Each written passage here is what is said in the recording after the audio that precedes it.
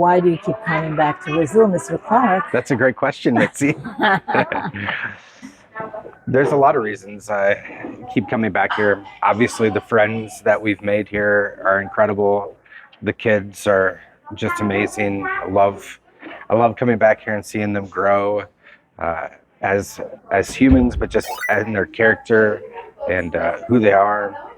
I love the Brazilian people and how open and welcome and loving you are, but I love mostly what this place does as far as providing for kids to feel their worth, to feel who they are, who they're supposed to be. Not the perception of the world that the world gives them, but who they are and who they can be. That's the most important thing. I saw some of the Dowling kids that came back feeling really touched about after visiting homes. How do you think that this changes them and might impact their lives or their decisions? I don't know. I think, the interesting thing is that we have a very limited perspective on what life is in the United States.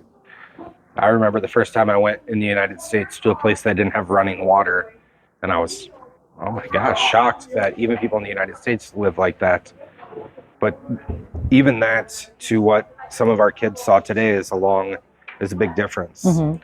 And so I think it's important for them to recognize the perspectives of other people, the way that other people live, and live well. Wealth doesn't equal happiness, obviously, but to see the way that people are living is shocking sometimes. But I think more so what they were impressed with and what touched them the most was the stories of the people, to recognize that everyone has a story, that everyone's just trying to get through this life in a sense, and that there are struggles and there are triumphs. But how people handle those triumphs is much more incredible than what it looks like around them. This priest that I love, he said, instead of standing in condemnation, instead of judging the way people carry things, stand in awe of the fact that they carry it. And I think that's what these guys saw today, is they were in awe of these mothers who have, the lady who adopted 4 kids, or another family that had 6 kids, that they were able to do it so well. What impacted me the most today in the visits was to see one of our volunteers in the kitchen's home. I had never been there. And to see how she struggles, and still she is here helping us, because she's grateful because we help her to raise her kids. I'm still there a little bit. Yeah, and that was rough. That was a rough house.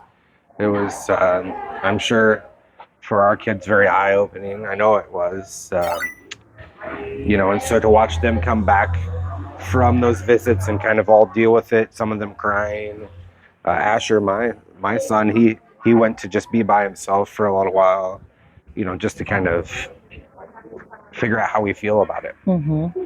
It's uncomfortable. It's uncomfortable, and I think it's part of what we try to do to be okay in being uncomfortable, because the change comes from this place of being feeling uncomfortable, right? Okay, that brings me to another thought. Last year, 2022, you brought one of your sons. Yes. This time you brought one of your daughters, a daughter and a son. Why? When you find something good, you have to share it. And it's powerful because I'm bringing my kids. But all of these kids are bringing my kids. They're my students. They're kids that I love, that I cherish. And so as many kids as I can share this experience with, I want to do that. I want to bring them here. I want them to experience the host families. I want them to experience the culture. But I also want them to experience love in its purest form.